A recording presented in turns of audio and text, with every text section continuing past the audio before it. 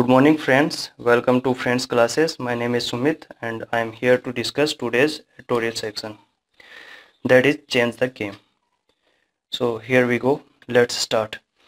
India must prepare non-linear counters to China. तो India को must prepare means कि तैयार होना ही होगा non linear counters means quick reply करने में टू चाइना, किसको? चाइना को। अब ये किससे रिलेटेड क्विक रिप्लाई करने हैं वो हम आगे पढ़ेंगे। Despite India and China getting down to diplomatic negotiations to resolve the issue of Chinese intrusion in eastern Ladakh, the on-ground situation does not inspire confidence about quick results. So despite means के बावजूद, तो India और China getting down to diplomatic, जो diplomatic negotiations means diplomatic जो बातचीत है, negotiation mean dialogue talks बातचीत you can say. तो इंडिया और चाइना के जो डिप्लोमेटिक बातचीत चल रही है किससे related? To resolve the issue of Chinese intrusion in eastern Ladakh. Intrusion means घुसपैठ। तो चाइनीज जो सेना है उसने घुसपैठ कर दिया जो लद्दाख के ईस्टर्न पार्ट है उसमें। तो उससे रिलेटेड क्या चल रही है? डिप्लोमेटिक नेगोशिएशंस, डिप्लोमेटिक बातचीत चल रही है इंडिया और चाइना के बीच में। The on-ground situation does not inspire confidence about quick result. पर जो रियलिटी ये है कि इस टॉकिंग के बावजूद भी हमें कोई भी ऐसा कोई इंडिकेशन नहीं मिलता जो कि कॉन्फिडेंस दिलाए हमें अबाउट क्विक रिजल्ट, कि इससे कोई अच्छे परिणाम सामने आएंगे। Satellite images and ground reports indicate that Chinese troops have set up a much larger camp with gun positions on Indian territory in Galwan valley. So satellite images और जो ग्राउंड रिपोर्ट्स हैं इंडिकेट मीन्स की show कर रही हैं that Chinese troops, जो China की सेना है, have setup a much larger camp. Larger camp means बहुत बड़ा कैंप स्थापित कर दिया है विद गन पोजिशंस। गन्स को उन्होंने सही तरीके से पोजिशनिंग कर दिया है on Indian territory in Galwan valley. तो इंडियन टेरिटरी मीन्स की क्षेत्र, भारतीय क्षेत्र में। तो सैटेलाइट इमेजेस और ग्राउंड रिपोर्ट ये शो कर रही है कि जो चाइना की सेना ने बड़े कैंप स्थापित कर दिए हैं और इसके साथ गन को भी पोजीशन कर लिया है। कहाँ पे? भारत के क्षेत्र में, गलवान वैली में, भारत के क्षेत्र में। Okay. And apart from continuing to occupy Indian territory on the north bank of Pangong Tso, a sizable number of Chinese troops have intruded deep into the strategically important Dipsang Bulge area and apart from continuing to occupy Indian territory and इसके मतलब इसके अलावा, किसके अलावा? continuing to occupy Indian territory, भारतीय क्षेत्र को occupy means की कब्जे में करना, on the north bank of Pangong सो के जो उत्तरी बैंक मीन्स की किनारा, as you can say, bank means edge. जो पेंगोंग सो का ये एक प्लेस है वहाँ पे बॉर्डर पे, उसका जो नॉर्थन किनारा है उस पे उसके भी भारतीय क्षेत्र को भी वो अपने कब्जे में लेने में कंटिन्यू लगे हुए हैं। A sizeable number of Chinese troops have intruded deep into the strategically important Depsang bulge area. और इसके अलावा एक बहुत ही sizeable number of Chinese troops में की बहुत ही बड़ी संख्या, चाइनीज ट्रूप्स मीन्स सेना, चाइना की सेना का बहुत बड़ी नंबर में जो सैन्य बल है, हैव इंट्रूडेड मीन्स की घुसपैठ कर ली है deep into the strategically important Depsang bulge. वैसे बल्ज होता है जैसे कुछ रेज पार्ट होता है उसके लिए हम बल्ज का यूज करते हैं, बट यहाँ पे ये दिपसांग बल्ज एरिया मीन्स की एक प्लेस को दिखा रहा है जो दिपसांग एरिया है, क्षेत्र है, उसके लिए यूज़ किया गया। तो जो दिपसांग क्षेत्र है जो कि स्ट्रेटेजिकली पॉइंट ऑफ व्यू से बहुत इंपॉर्टेंट है, उसमें भी उसने घुसपैठ कर दिया है। तो कंटिन्यूसली वो 3 जगह घुसपैठ कर चुका है। All of this shows Beijing is in no mood to relent and we need to be prepared for the long haul. अब ये जो घुसपैठ, बड़ी इंडियन टेरिटरी में बड़ी संख्या में अपने कैंप लगा देना, ठीक है, ये किसको शो कर रहा है? All of this shows being is Beijing is in no mood to relent. Relent means होता है कि जैसे बिकम सॉफ्ट, ओके, जैसे कहते हैं ना कि किसी पे तरस खा देना, तो बीजिंग बीजिंग यूज हुआ है जैसे यदि किसी भी कंट्री की हम कैपिटल की बात करते हैं तो वो उस कंट्री को इंडिकेट करता है। तो चाइना ये शो कर रहा है कि चाइना किसी भी मूड में नहीं है किसमें तरस खाने के, ठीक है, इंडिया पे। And we need to be prepared for the long haul. अब वो तो तरस खाने के मूड में नहीं है, ठीक है, यदि तरस खाने के मूड में होता तो वो अटैक ही क्यों करता इंडिया पे, मतलब कि जो घुसपैठ ही क्यों करता। पर इंडिया को क्या करना होगा, लॉन्ग हॉल, हॉल मीन्स कि ढोना, फॉर ए लॉन्ग टाइम।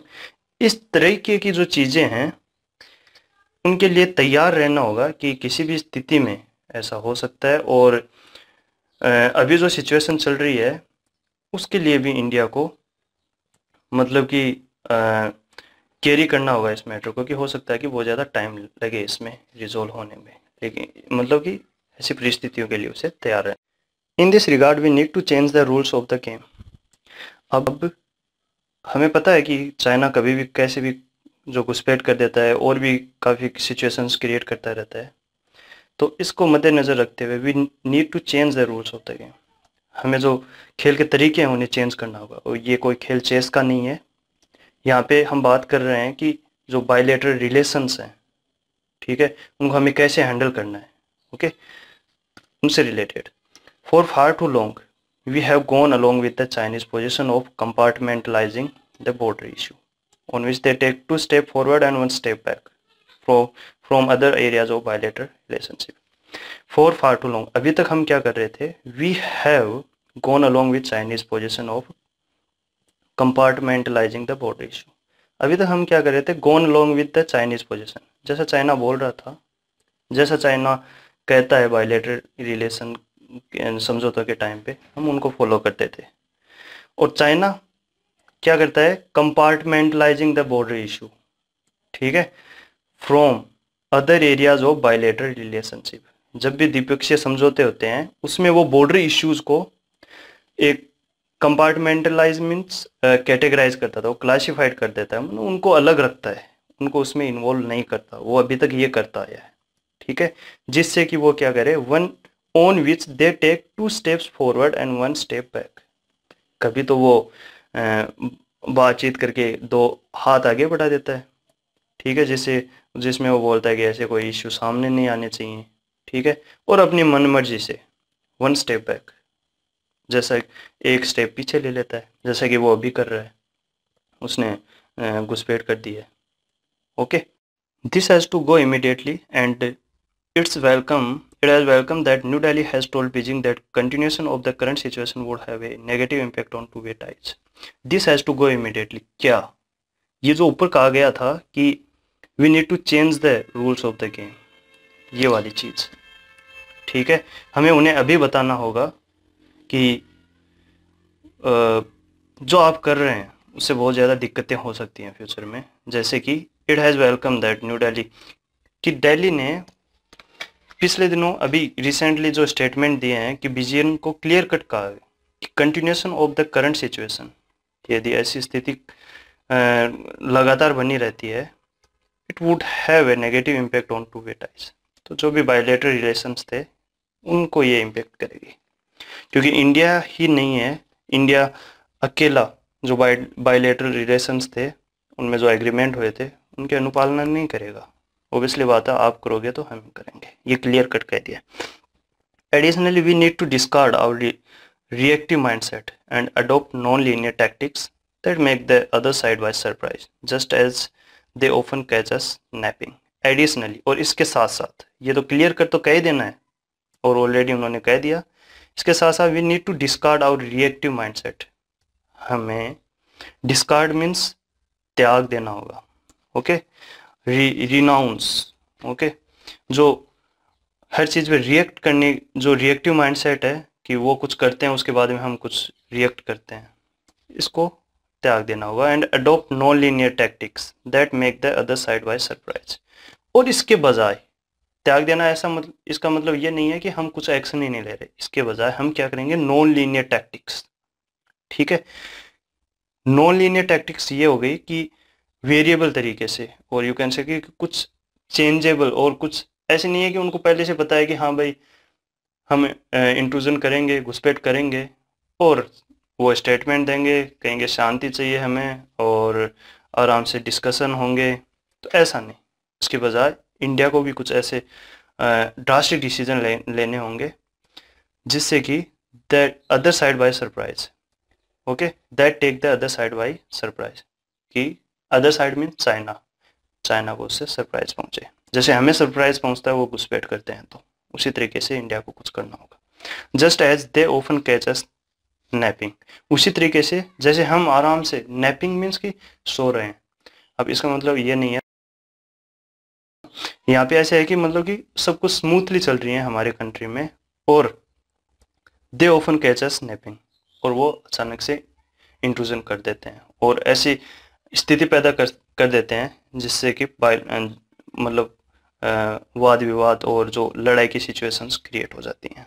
उसी तरीके से हमें भी उनको सरप्राइज देने होंगे। For instance we could take a leaf out of China's book and step up our cyber warfare capabilities. ठीक है, तो ये इसमें फॉर इंस्टेंस मीन्स कि जैसे फॉर एग्जांपल, फॉर किसी बात को समझाने के लिए यहाँ पे कहा गया है we could take a leaf out of China's book, हम जो चाइना की बुक है उससे एक पत्ती बाहर निकाल सकते हैं। अब इसका मतलब ये नहीं है, ये एक ईडियम और एक फ्रेज की तरह यहाँ पे यूज किया गया है, जिसका मतलब है and step up our cyber warfare capabilities, कि इंडिया ने, चाइना ने क्या सोच रखा है कि वो ही क्या करता है कि जैसे साइबर वारफेयर है उसी के, वो इतना एडवांस है कि इंडिया को उसकी हेल्प चाहिए ही होगी। ओके, इंडिया उस पर डिपेंडेंट है ही उस पर, लेकिन मीनवाइल इंडिया को कुछ ऐसा करना होगा कि वो अपने ओन बेसिस पे इतना कैपेबल हो जाएगा ताकि उसे उसकी ज़रूरत भी नहीं पड़े, और वो उसी तरीके से होगा take a leap out of China's book, उनको पता भी नहीं लगे और उनकी बुक से कुछ निकाल लेना। मीन्स उनको बस अभी तक यही लग रहा था कि इंडिया ऐसा इतना एडवांस नहीं हो सकता है किसी चीज़ में। तो मतलब कि एक तरीके से सीधी सी बात है कि सरप्राइज का ही एक एग्जांपल दिया है ताकि उनको वो भौचक के रह जाएं। Okay, similarly our troops could hold post on the Chinese side of the LAC, और इसी के साथ साथ एक और एग्जांपल दिया, आवर ट्रूप्स, हमारा जो सैन्य बल है, could hold post on the Chinese side of the LAC, जो चाइनीज साइड है बॉर्डर साइड, जो line of actual control LAC, उसके साइड पे जो पोस्ट्स हैं उनको कंटिन्यूसली वहाँ पे डटे रहना होगा हमारे ट्रूप्स को, सैन्य। On the diplomatic front we need to break out of the bilateralism that has defined India-China relations and speak up forcefully for other countries such as Japan, Vietnam, Taiwan and the Philippines whenever they are harassed by Chinese expansionist territorial claims. अब जो भी on the diplomatic front we need to break out bilateralism that has defined India, जो भी द्विपक्षीय जो समझौते हुए हैं हमें, जो कि इंडिया और चाइना, जो कि भारत और चीन के जो संबंधों को बताते हैं, उनको ब्रेक करना होगा and speak up forcefully for other countries, और हमें भी बलपूर्वक दूसरी कंट्रीज के साथ बोलना होगा, जैसे Japan, Vietnam, Taiwan and Philippines. कब कब बोलना होगा उनके साथ? Whenever they are harassed by China's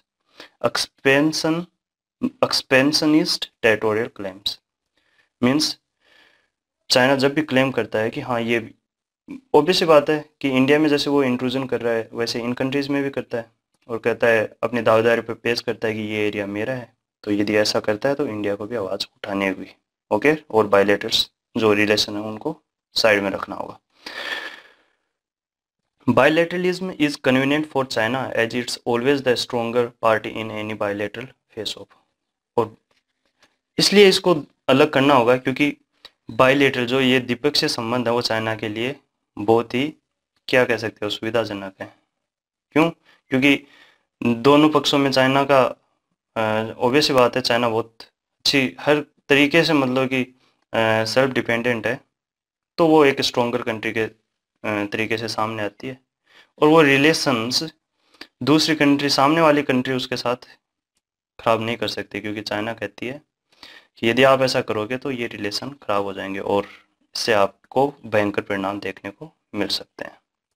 but we do not need to play by Chinese rules any more, but we do not need to play by Chinese. अब हमें चीन के जो रूल एंड रेगुलेशन है और उनके जो रंग ढंग है उनके तरीके से हमें नहीं खेलना, हमें अपने तरीके लेने होंगे, अपना स्टैंड लेना होगा, जिससे कि वो ऐसी जो हरकतें हैं वो आए दिन ना करे। Okay friends, it's all about today's editorial section. See you tomorrow. Till then, bye.